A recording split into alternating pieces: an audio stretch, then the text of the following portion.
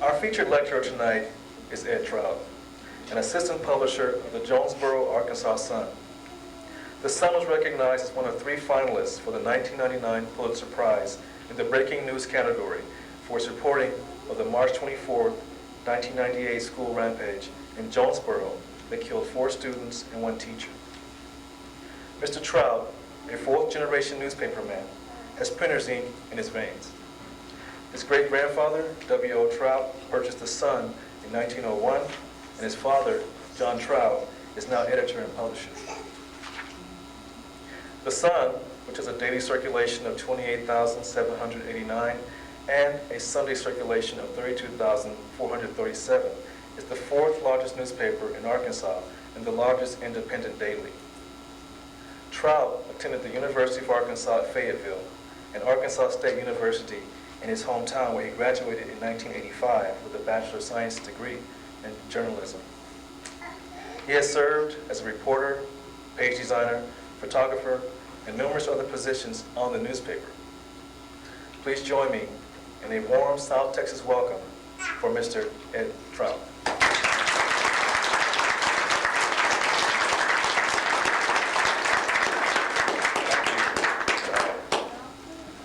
I really wish that I was not here tonight.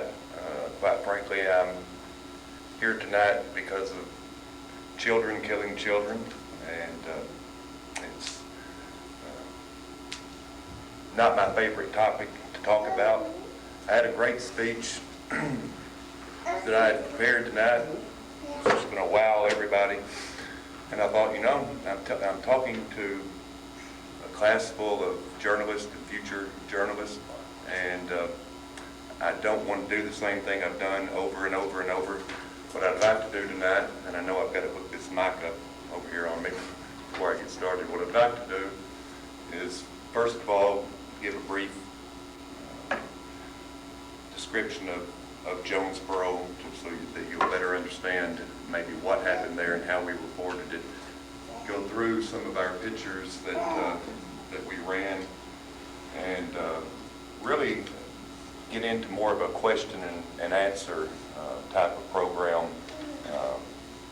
If anything that I can leave you with tonight, I would like to leave you with how we covered a story, not just based on kids who killed kids, but how we tried to cover the community as a whole, because the whole community was a victim in this tragic shooting, and that was our main focus as we covered it then, as we continue to cover it, because it just does not seem to go away. So with that, let me hook up this mic. I'll start going through this. How much leeway do I have here? You get some. Okay. First of all, let me give you just a little bit of a description of Jonesboro, the Jonesboro Sun, and my family, who has operated the newspaper since 1901. As you heard earlier, my great-grandfather, W.O. Troutt, bought the newspaper in 1901.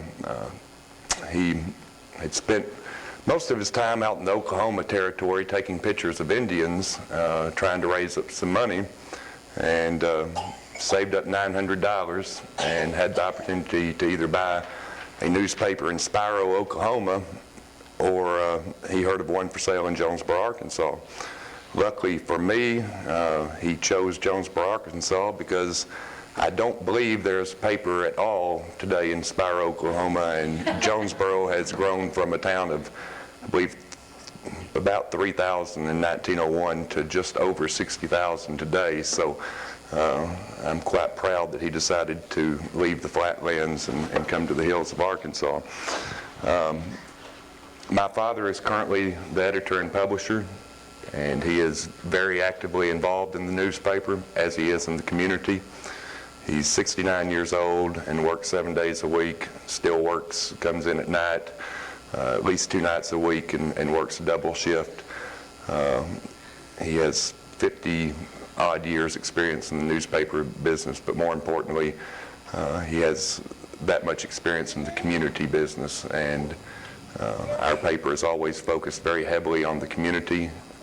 We don't pull any punches when it comes to covering news, but we have always kept the community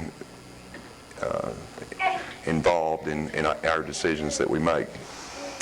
My brother and I are also daily involved in the newspaper. We do have outside interest in real estate that keep us kind of going back and forth between Arkansas and Florida, but one of us is in town at all times. Of the three of us, somebody's at the newspaper at all times except for the day that this happened, which I'll get to in just a little while. Anyway, I'm going to start off going through this slideshow, and then we'll get into a question and answer period. Does anybody recognize this photo? Can you remember seeing it anywhere? This is the photo that Time magazine chose to run as their cover. We had the photo first, and I was working the day we got that photo, and I came in and looked at it, and I said, I'm not about to run that. Okay. So I passed on it and sent it over to Time, and they ran it. One of the reasons that I passed on it was because, first of all, in that picture, that child is probably a year and a half, 2 years old. He didn't choose to be photographed like that. It portrayed what the national media had come into Jonesboro and tried to do, and that was focus in on the tobacco-chewing, gun-toting redneck, and that picture helped portray that. So one of the reasons I passed on it. Whoa. The picture we just went by was Mitchell Johnson, by the way. He is one of the 13-year-old shooter. This is the area where the grassy knoll, as we call it, this is where the kids opened fire from on the school. So I'm going to pause right there and lead you into what happened.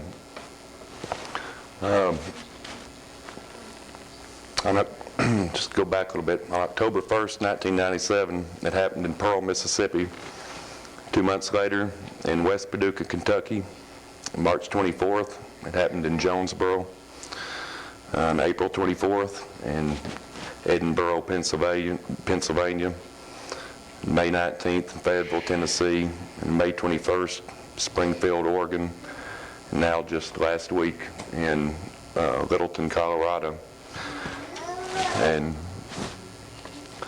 the media were covering a rash of school shootings on the front pages and at the top of the newscast.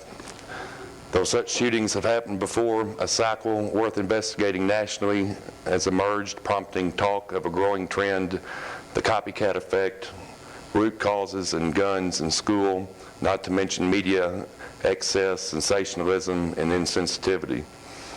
News organizations were challenged with present breaking news, or to present breaking news thoroughly and accurately with empathy and depth, and for an audience that took extreme, often personal interest in all aspects of tragedies involving children and violence. What place should the articles receive? How much does the public need and want to know? And where should the focus of the coverage lie? Many of these questions require serious consideration before a traumatic event like a school shooting occurs. After all, newsrooms don't have a lot of time to establish detailed game plans once the violence takes place, and that's where we found ourselves, and that's where I think every newspaper that's had to cover any event like this, you know, it happens, you react, you don't have time to come up with a game plan, and that leads me to going through these pictures. Okay. This is our first day coverage. Kurt Hodges, one of our senior reporters, who has been with the newspaper for 30 years and is a graduate of Arkansas State, was about 3 or 4 miles away in an auto parts store when he heard the ambulances and somebody came in and said something's going on over at West Side School. He immediately called the 911 center, and they told him what was going on, and within just a few minutes he was at the scene with the first ambulances. And the first pictures you see here will be his photographs.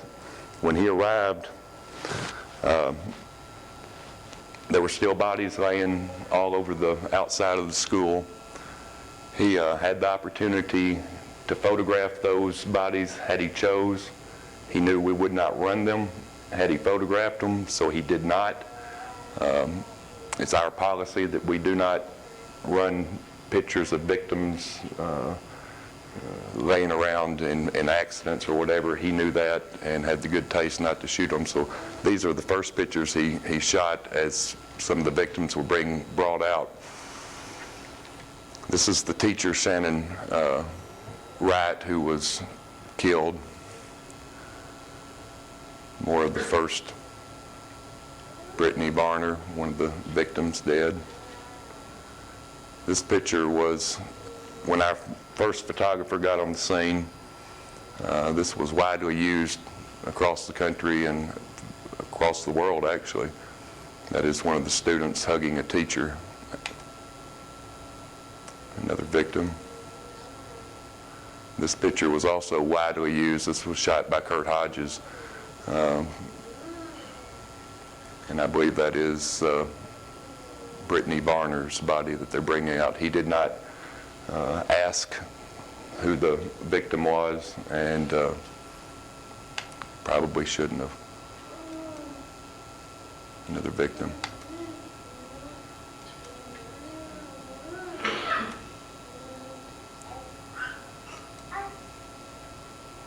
This is the aftermath. This is really as close to running a bloody picture as we chose to run.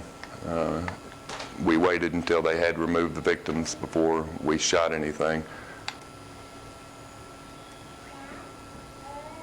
This picture was also seen in Time magazine and several others, the ambulance personnel at the scene.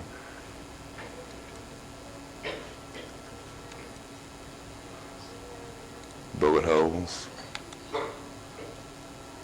This is at the hospital.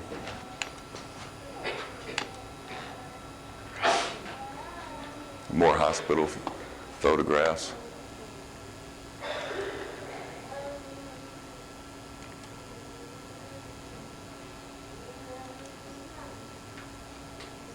I believe this is at the hospital also. That is one of the wounded children. He was the first one released from the hospital. If I can get this thing to work. This is a candlelight vigil that was held the first night of the shooting. That's a softball coach of one of the victims.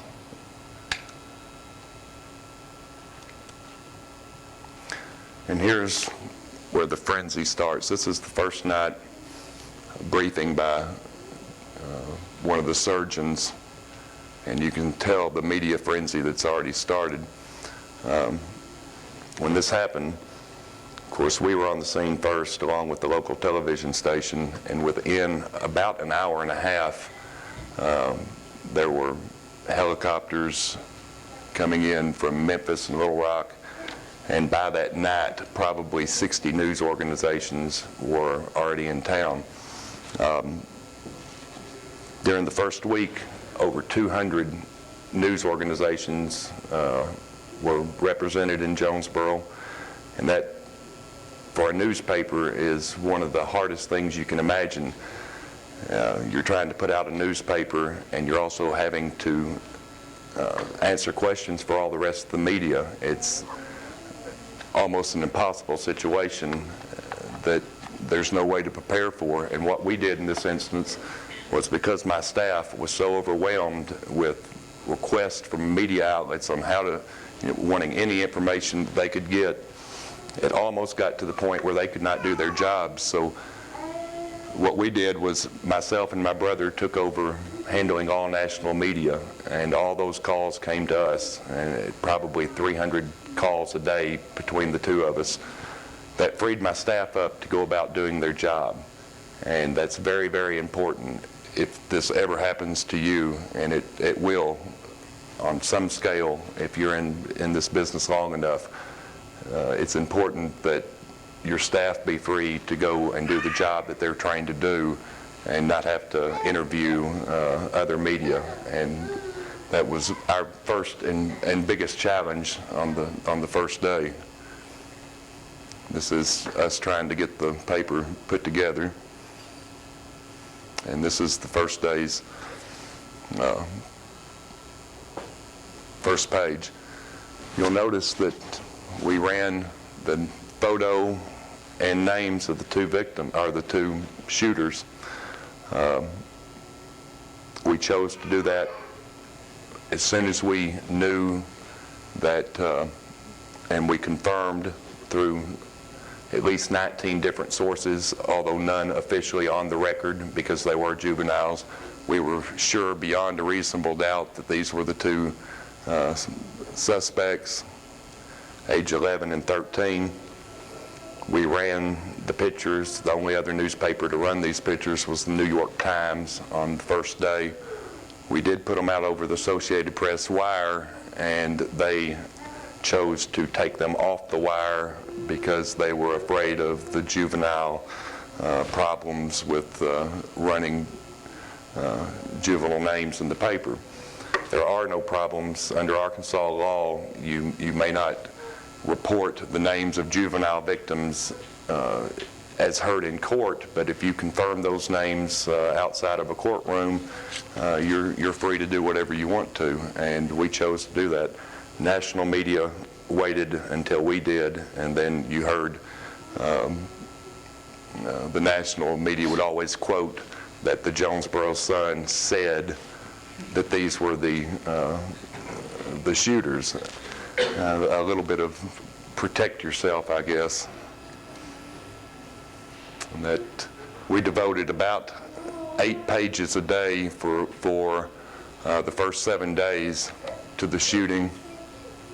This is the second day when they're going to before a judge for an adjudication hearing. And the white ribbons started going up immediately. That's day 2.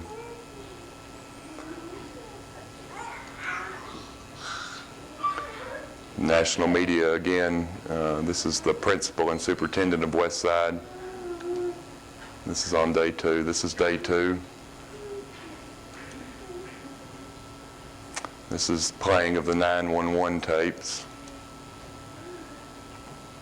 The sheriff and an investigator. We were the only media representative to be able to photograph the van which the 2 children had stolen and filled with weapons, with their ill-fated plan to, after the shootings, to go to their deer camp, or if they didn't want to go to their deer camp, they were going to drive to Mexico.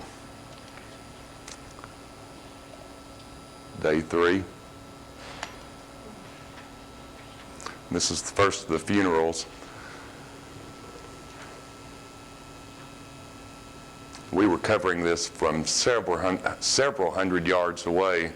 As you can imagine, the media coverage on the funerals was just about unbelievable, as you can see there, and very invasive to the families.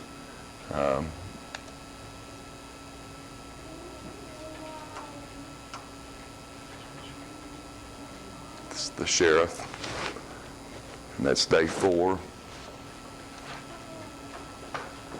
And this is day 5. On day 5, we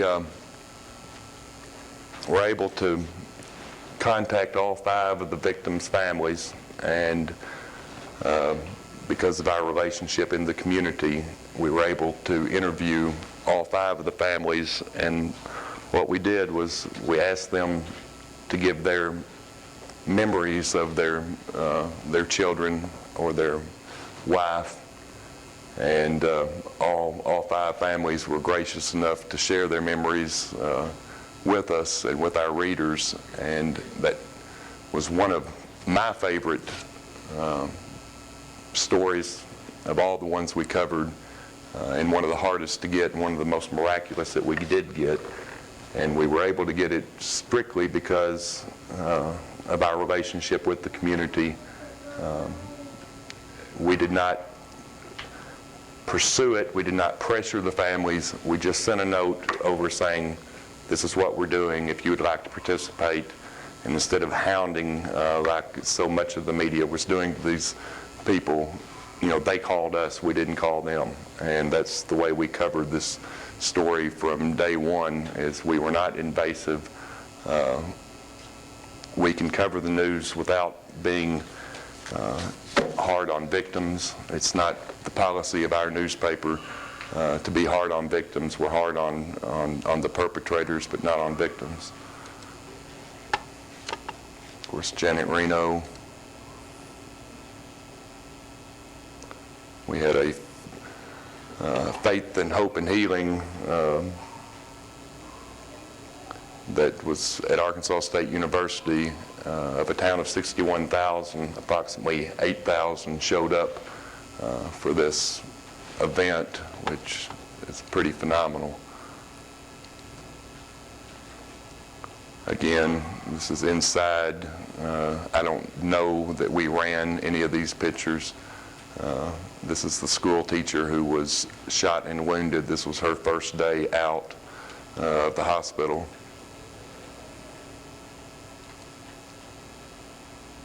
More of the media frenzy.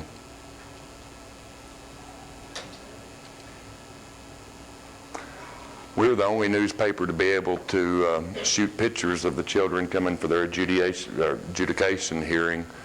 Again, there were several hundred media representatives in town, and we were able to get these photographs because, once again, we went back to our roots of this is our area. We know how to cover it better than anyone, and we went back to our sources. We knew where the most probable locations were that they would unload them, and we were there to snap the photographs.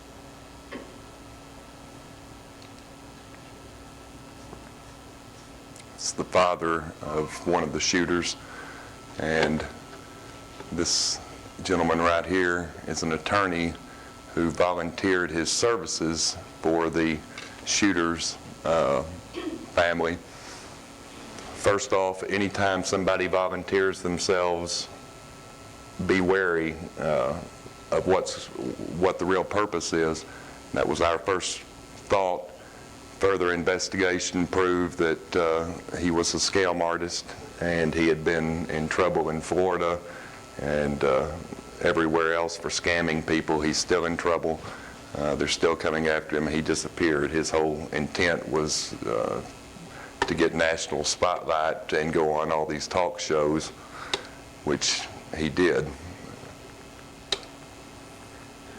This is where the kids are being held now at the State Department of Youth Services. This is one of the parents who has become a very big gun control advocate. More of that.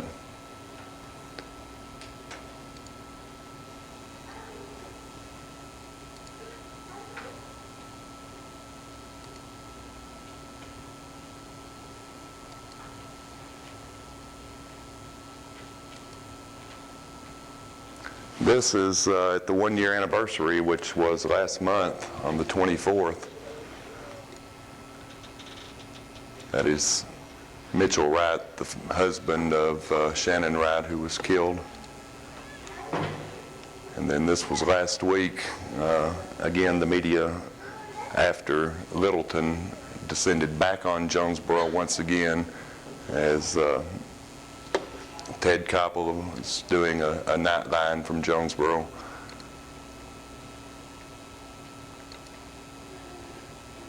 And these are the first two pictures of the shooters that we got out of a yearbook. This is kind of an interesting thing. The Japanese were very, very interested in the fact that we ran the pictures and the names of the two shooters. In Japan, they cannot do that, and doing so shames the family. So they were doing a poll outside the Freedom Forum's presentation on covering the media, and you can see that the American people weren't too sympathetic to the fact that we ran their names, as they, I think they had one person out of all of them said no, that we should not have run their names. This is in our newsroom. Once again, the media basically took over our operation, and this is the Japanese film crew coming in and wanting to know more about the children. My brother doing an interview with CBS. I think that is all of them. Go back. Well, maybe I can't.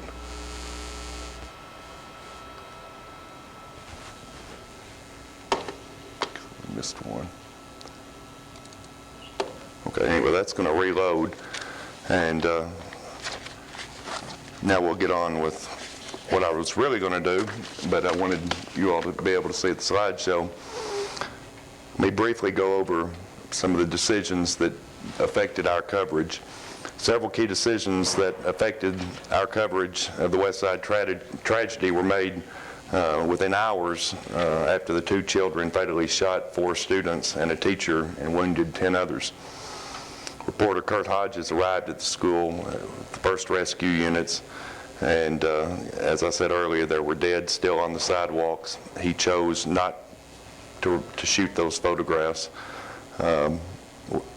Within hours also, the news staff had identified the shooters that were in custody from non-police sources. The decision was made to publish the names and pictures of the boys ages 11 and 13 because the types of rumors that were spreading throughout the community, the names were known to hundreds of people connected with the school and with the community, needed to realize the extent of the tragedy, that ordinary little boys carrying out a sophisticated massacre with no outside help had done this at Westside, and we felt it was important that their names not be protected.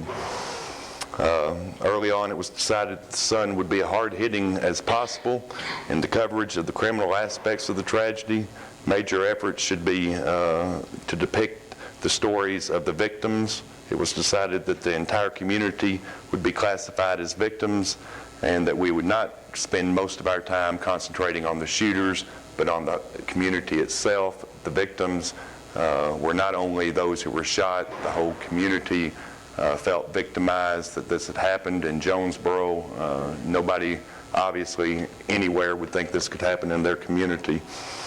On the legal side, dealing with 2 very young children, we decided that juvenile court proceedings should be covered.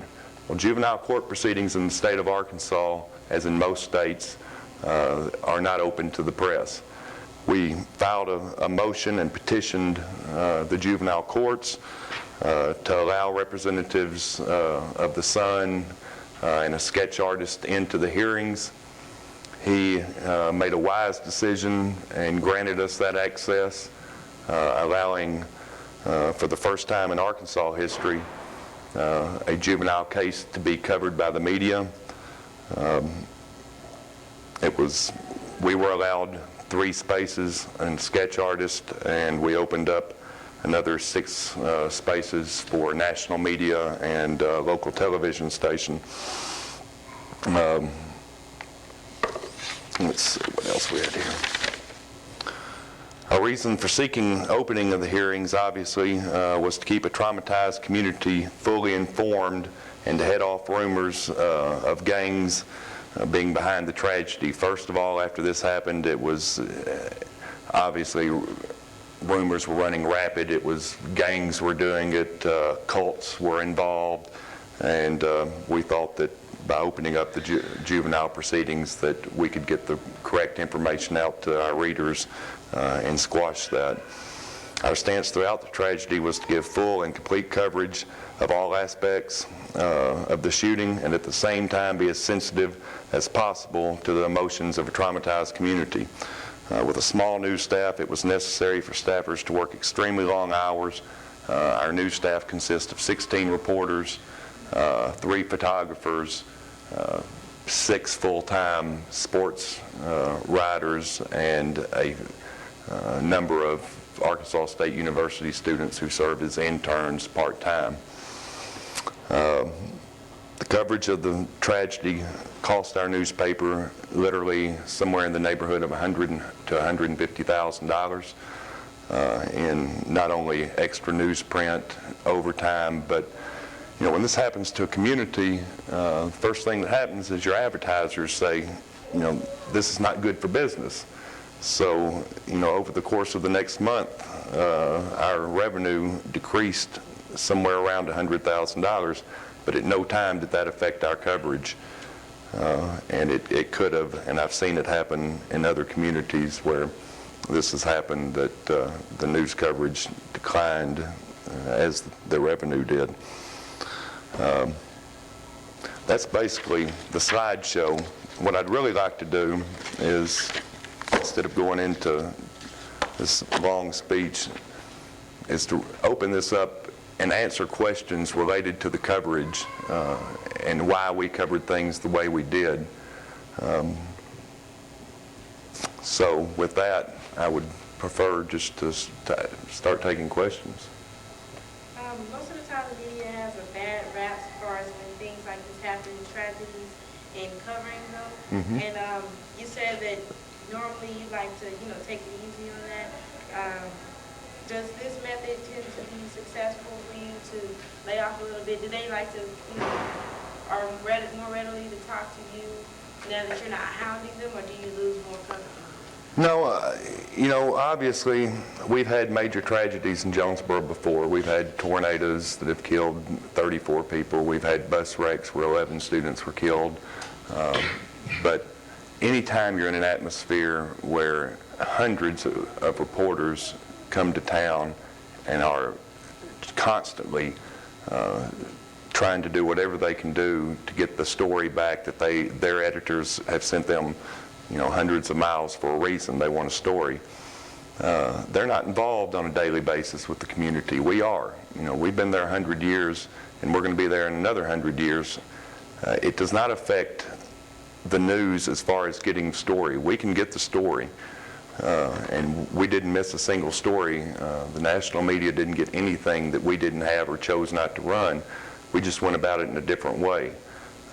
Instead of hounding, we rely on our sources that we've built, out of years of being in the community.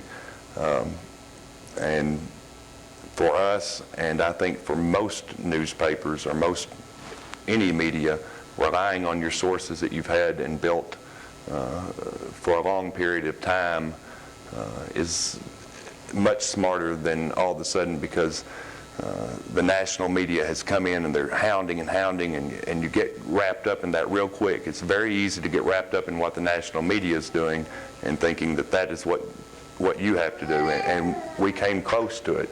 On the first day, you could see our reporters going out and saying, but ABC's over here interviewing this person, and CBS is over here, and we said, well, wait a minute, that's not what we're here to do. Let's focus on how we cover ourselves. Don't worry about what the national media does. And because of that, because we stayed focused on what we do best, we were able to cover this as completely, I think, as it could have been covered. If you've been somewhere else, that you've done it any differently? I don't think so. I've been in this business all my life. I'm 37 years old, and I've been involved in this long enough to know that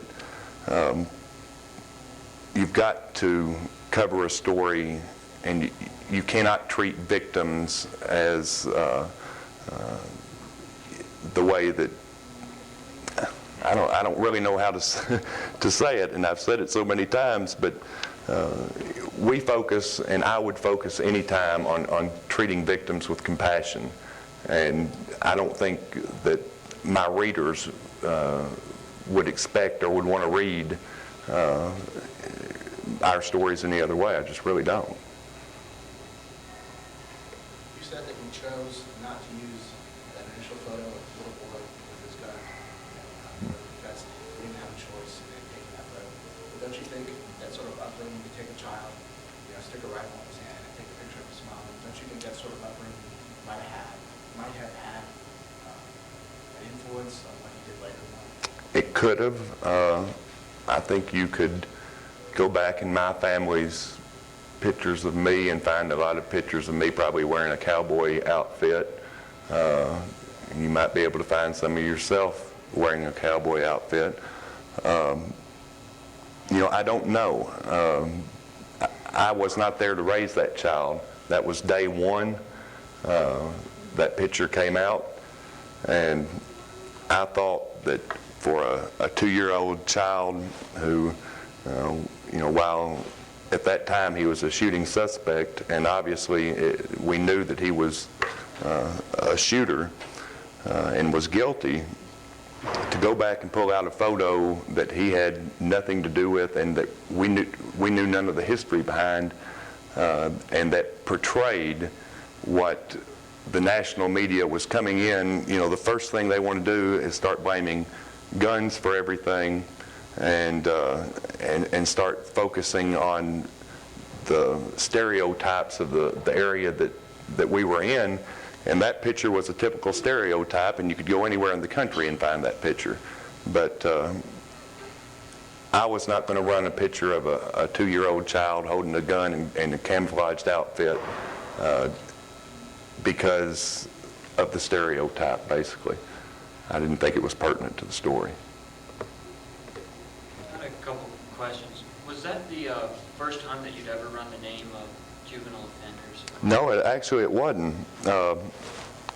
Probably 2 months before, we'd had a case where a 15-year-old girl had escaped from a juvenile, or from a county jail in a county that adjoins us, and she was being held in jail on first-degree murder charges, but she was being, at that time, she had not been released from the juvenile courts and charged as an adult, so she was still under the protection of the juvenile courts.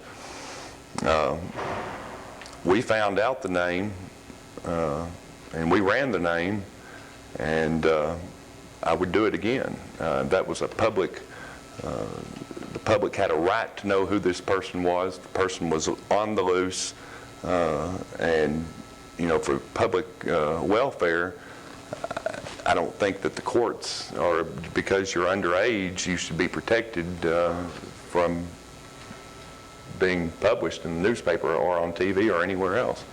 And we did file a motion in court to get that name, and were granted. My second question is similar to hers. It seems like the national media has more and more of a responsibility, especially as shootings become more and more common, to cover them instantly. How could they handle the responsibility better, or at least in a way that was... Well, they've gotten better. The Freedom Forum came in a month after the Jonesboro shootings and did a very intensive study on was the media fair. And we had about 400 people show up for several hours worth of dialogue, and then the Freedom Forum's investigation. And all in all, the media graded out quite well. It's a few bad apples, if you will, that can spoil everybody's reputation, and that's what happened in Jonesboro. We had the Montel Williams show come in, and somebody portrayed themselves as a nurse to sneak into one of the injured victims' rooms to try and get them signed up for the Montel Williams show. We had several reporters from a newspaper in the Northeast hiding behind tombstones at one of the funerals so they could get close-up pictures. A couple incidents like that out of hundreds and hundreds of journalists can really mess everything up for everybody. Did y'all end up doing any stories that ran in your paper itself on the media's impact on your community? Absolutely. That was one of the major stories that was happening because obviously the community tired of the media very quickly, and they tired of the stereotype that was going out on so many of the shows, especially the talk shows. And so there were some negative reactions, some confrontations from people around Jonesboro with the satellite trucks. They would frown the national hello signal quite regularly, and on more than one interview occasion where they would be interviewing me or someone else, the pickup trucks with the national hello would drive by and honk their horns, and I understand why they got tired of the media, because the people were coming in to do a job, but they were under a deadline like we all are. They were all looking for something different that their competition wouldn't have, and instead of focusing on covering the story, you tend to start broadening out and trying to grasp at anything a little bit different rather than staying focused on, what is the story. And that happens especially after the first couple of days as the story gets a little bit colder and they're grasping for anything. And at that time of the Jonesboro incident, we were in between presidential affairs, and of the first week of coverage, according to the Freedom Forum, the Jonesboro incident received 68 minutes of on-time news, national news air on TV, compared to about 42 minutes for the O.J. Simpson first week. So, that kind of puts it in perspective if you think back on how much coverage was devoted to O.J. Simpson's first week of his ordeal, and that we had 20% more coverage than that. There was a lull in the news from national media at that time, so they were focusing intensely on Jonesboro. Yes. Did you get any feedback from the outside media on the release of the two students' names? Were they shocked, or they were happy you did it first? Yeah, we got a lot, especially from the European and the Japanese media. First of all, that was a very big deal for them. It was no surprise to us, and we knew when we ran the names that the networks and a lot of the national media would come in after we ran them and then start quoting us as being the source, as their legal departments tell them to do. And I was pleased after the Littleton shootings to see that there wasn't that lull like there had been in previous shootings. The papers, many more of the papers ran names and photos of the shooters. Of course, a little bit different situation. They were dead, for one thing, but I was pleased to see that. And that has changed just in the since the Jonesboro incident. It has slowly changed. Of course, heck, we're getting good at this. It's getting, I'm sorry. When you keep mentioning juvenile names, I don't see a problem. Is there a legal problem with it, or is it just moral? Really, it's both, but legally, the only time you can't run a juvenile's name is if you learn his name or her name in a court proceeding. Other than that, if you can verify it outside of a courtroom and you did not learn the name in a courtroom, you're free to run any information you can run and not be held under a contempt of court order. So, we did not have a problem with it. We did not learn the name in a court proceeding, and we confirmed it with at least 19 sources who, while they wouldn't confirm it on the record, would confirm it off the record. So we were quite comfortable with the fact that we knew we had the right two children, even though they were 11 and 13. Not running their names was never considered. Yes? How do you think, this is kind of a basic question, how do you think that your coverage of this event distinguished you enough for you to become a Pulitzer Prize finalist? Well, first of all, we were not and have never entered a competition before in our lives. We've been begged to enter statewide competitions. We've never done it. We've always felt that our recognition came from our readers, that they respected what they did, what we do, and that they buy our newspaper. So when our coverage never varied thinking we're going to try and win a Pulitzer Prize, we did what we do. And what we do is focus on the community. We do not pull punches when it comes to covering the news. We covered it in the style that we cover it, with compassion for the community, realizing that the community itself is a victim. And, you don't need an overabundance of gore on a photograph. The picture that we had of the student with blood on her shirt hugging her teacher is graphic enough and paints enough picture to me without having a bloody body on the ground. It kind of goes back to last week, or I guess it was last week, I was making up page 1, and the story of the day was the bombing of the refugees in Kosovo, that we mistakenly bombed a convoy. And on the screen were probably 20 pictures of this convoy, and of all 20 pictures, there were body parts strewn everywhere. A head here, an arm here. I thought, who in the world is using this? I turned around, CNN's on the news, and there's body parts rolling down the street. I thought, good Lord. I mean, there are plenty of pictures that graphically show a scene and emotionally show a scene without showing body parts. I think we all get the idea. And really that's how we covered the whole story, is that it was given fact. Everybody knew the goriness of the incident without having to say it. I mean, it was obvious. Yes? Do you think that the media's inclination these days to show scenes like in Kosovo have desensitized people to violence? Do you think that's maybe a common thread that runs through shootings? I do. And after the Jonesboro shootings, I said all along that there are 200 million guns in the United States currently today. And in 1960, there were 200 million guns in the United States.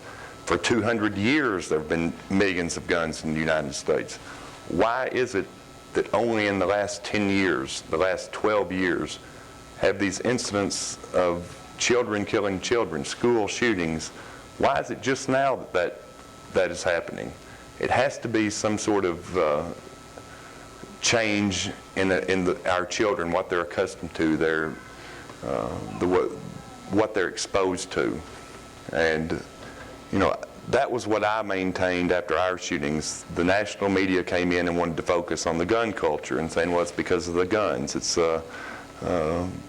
they've changed. After the Littleton shootings, now they're saying maybe it's a desensitization of our culture, our children, the way we're raising them, what they're exposed to. My son plays Nintendo. He can kill 4,000 people in an hour sitting at one of these things and then reboot it and they're back alive and everything's normal. I don't know. I don't think anybody has those answers, but I think that's got to be the right track. I think it is. Yes? What do you think that the media can do to portray the things that people want to know, to tell people what's going on without doing things like desensitizing people or encouraging the copycat? And that's a problem that's being faced right now as schools are getting bomb threats called into them. Newspapers are getting bomb threats called into them to say that, so-and-so, we put a bomb in this school. It's always been our policy that we don't run that. And I think everybody's running into that problem. To get back to your question is, what can be done?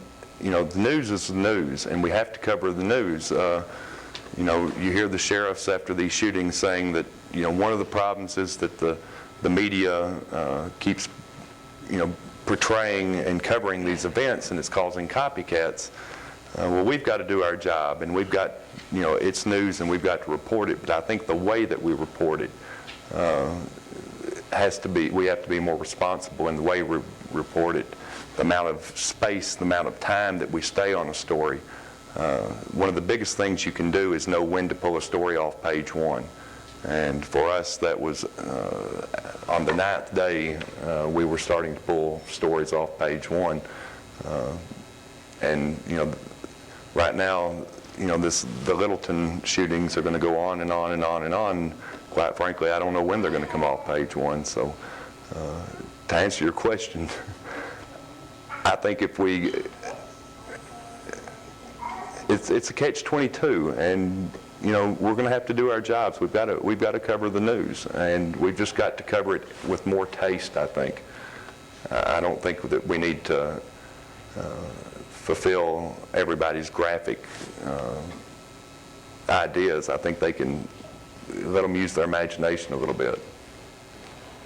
Considering what happened in your community, how did your coverage of the shootings change? Did you do things differently than the time before? Yeah, obviously we did. For one thing, it was a week or 2 weeks after our 1-year anniversary for our shootings. So, Jonesboro has now kind of become the model to be compared to every time one of these shootings happens. For whatever reason, you don't see the reporters going to Paducah, Kentucky, or Pearl, Mississippi, or Springfield, Oregon. For whatever reason, they come to Jonesboro. So as soon as this happened, we had the Nightline airing from Jonesboro, all the memories coming up for the families that we had to cover again. So we've devoted much, much more space than we would have a year ago before these shootings. It would have been maybe a one story with a sidebar story that, the day it happened, it was the whole page. And it's still a considerable amount of the page now because the interest in our community is there. Our readers demand it, and our community is involved in it. Anybody? You had a question? How did y'all cover the issue of gun control when this occurred? We really didn't. And I think we ran maybe one story on it, but to me that was an issue that you couldn't put any hard data on that had anything to do with why these kids killed kids. If we had no guns in our country, zero, then maybe that would have had a bearing. But gun control was the issue that the national media was focusing on.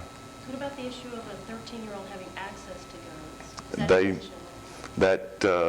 As long as guns are legal in the United States and people own them, and there's 200 million of them out there, there's going to be access. And while these guns were locked up, the kids were still able to get to them. And the answer for that I don't have, and I don't think anybody does without just a total, complete ban on guns. Our paper is far from being gun advocates, because we're not. I could care less if they tomorrow banned guns and made everybody turn them in. That would be fine with me too. Or if we're going to have them, that's fine with me too. I'm very neutral on the subject. But I thought it was in order for us to start trying to say that handguns and the availability to them are the root of all evil. I don't think that we were qualified or any of the people we'd be talking to are qualified to say that. There are certainly a lot of people that want to push that button and say, yeah, this is the reason, but is it really? I mean, what's wrong with these children to want them, whether it's access to a gun or a knife, why would they want to do this anyway? There's something, it's a lot deeper than the availability of handguns. Yeah, they wouldn't have been able to pull off this shooting, but there's still something wrong with these kids. So we avoided that because we had too many other things that we could concentrate on that we could prove without getting into the psychobabble. So we tried to stay away from that. Yes? How were the families of the shooters treated both by the newspaper and by the community? We interviewed them and gave them their opportunity to say, whatever they needed to say. We interviewed the grandfather, who's the golden grandfather, whose house and guns were the guns that were stolen, whose van was the van that was stolen. We interviewed the other family, whose the 11-year-old boy was actually an expert marksman. He had been raised target hunting, and as many kids are in our area, between duck hunting and deer hunting, hunting is a big part of life in many areas of the South, North, East, West. I mean, hunting is a big deal. But we gave everybody the opportunity to present their side of the story. We did not focus on doing stories on the victims' families. We tried to stick with the shooters and stay away from the families, because once they said what they had to say, Was there anger toward them within the community like there has been with them? they're from a small group, but the mother, one of the mothers, or the golden boy, Mitchell Johnson. Mitchell Johnson had a little brother. He still attends Westside School and is treated quite fairly and normally by the students there and the teachers. The mother, from some of the victims, there's still some anger towards her because she has never officially apologized to the families, or personally apologized. She's apologized publicly, but she's never called them up and said, I'm sorry, and some of that anger has come out. But, all in all, the families have been treated quite well. The father, or the grandfather of the golden boy, has been a game and fish officer in and around Jonesboro for 35 years and is very well known and liked and respected by people in the community. So, there's actually been quite a bit of sympathy for his side of the family. Yes? Do you think the fact that the media was coming down and portraying the community as a whole, the gun community, do you think that contributed to the reason the community got tired of the media quickly? I think that was the biggest reason, not just by their sheer numbers and presence, but what people were going home and turning on their TV or picking up Time magazine or Newsweek and reading. They knew was not an accurate portrayal of the community they lived in. And what you've spent years and years and years to build can be torn down in just a matter of days by a feeding frenzy of the media wanting to portray an area a certain way. And there was and is a lot of resentment because people don't feel that our community was accurately portrayed by the media. You mentioned the Montel Williams talk show and stuff. What are your views on talk show, that side of the media? I mean, the Jenny Jones trial and everything. I mean, what do you think about it? First of all, I hate to call them media, but I guess we have to. I mean, they've been grouped with us. I don't call them media, but I don't think a lot about the Montel Williams or Jenny Jones or... Do you think that she's guilty of causing that murder? No, I really don't. I don't think that you can't foresee the future. You can't see what some disturbed individual is going to do, or somebody who gets put into a bad situation or is going to do. Do I think what she did was ethical or right? No, I don't think it was a story. I don't think, they're entertainment. I don't consider them media. I consider them entertainment. Unfortunately, when people start doing bad things, all of a sudden they become media. But pure entertainment. Jerry Springer, all of them. Sorry. What conclusions did your editorial opinions have drawn? Most of the editorials were focused on healing of the community. We did not get into trying to analyze the why did this happen, because that would be guessing, unsubstantiated. We don't know why. You know, we'll never, unless these two children tell us why, we'll never know why they did what they did. So, you know, most of our editorials were on ways to heal the community, bring the community together to, you know, to go forward with this terrible tragedy. And we're still doing editorials on that. I've seen on TV before people interviewing people that are in jail or something like that. What happens in that type of situation?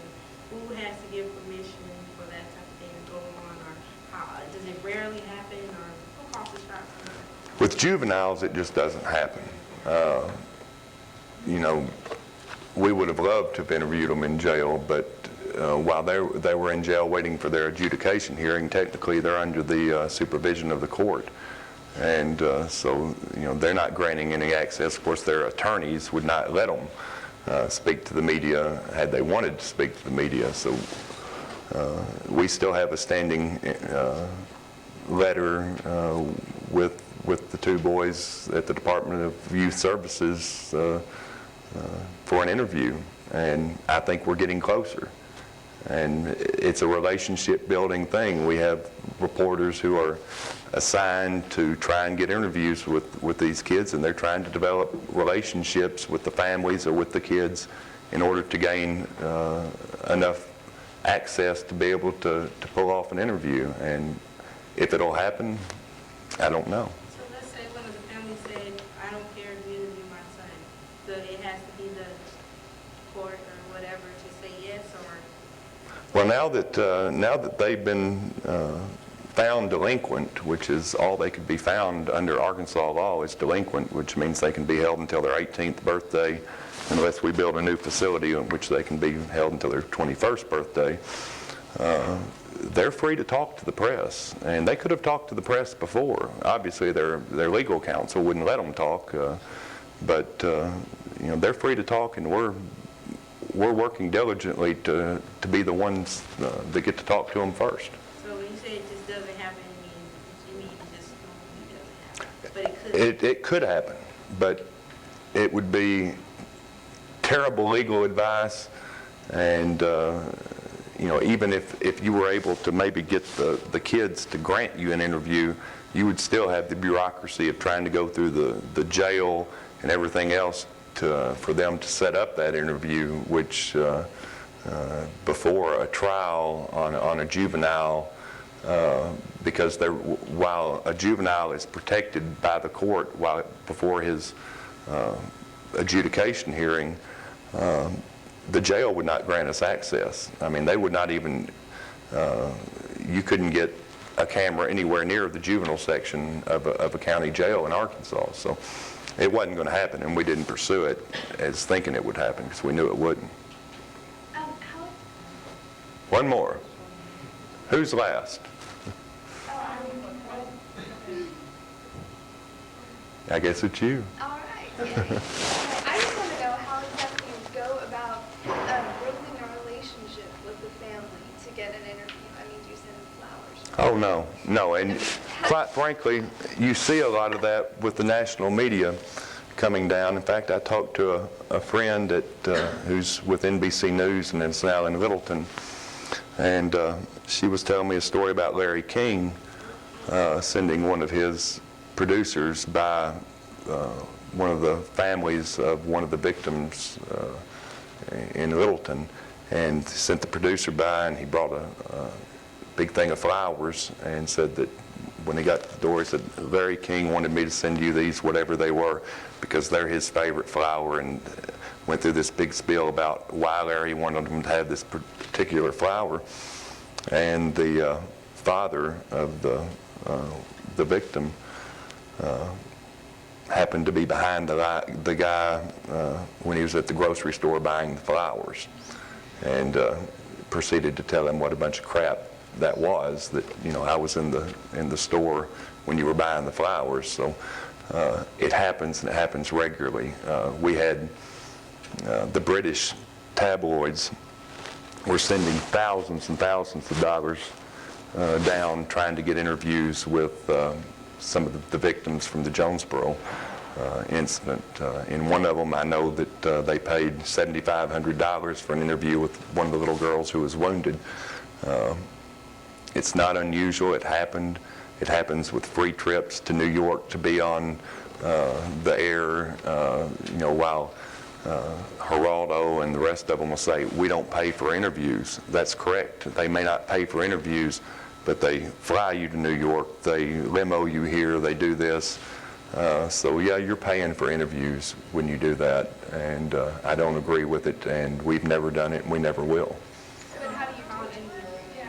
How do you... You have to, the only way that we can build trust in a relationship with especially a perpetrator's family is through our continued fair coverage of the event, and that's, quite frankly, has gotten us more access than anything, is because we don't slant or try not to slant a story in any direction. We try and provide the facts.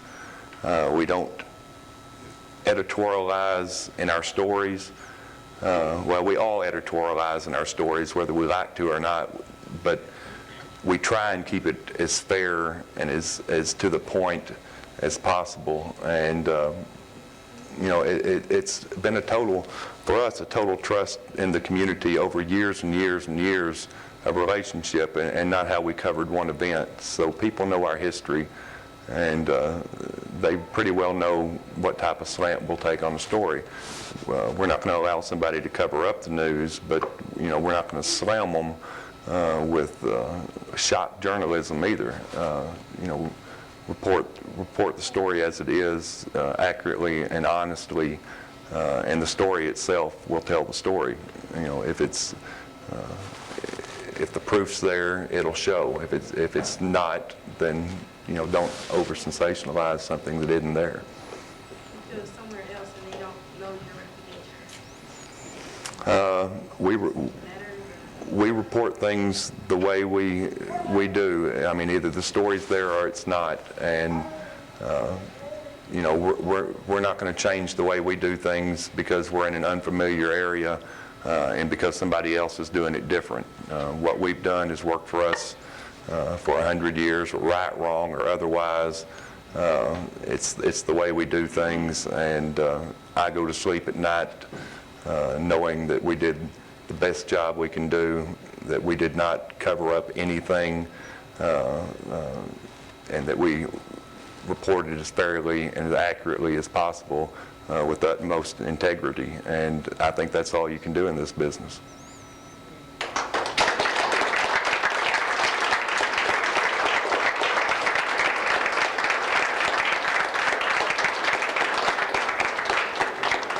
Oh, let me unhook here.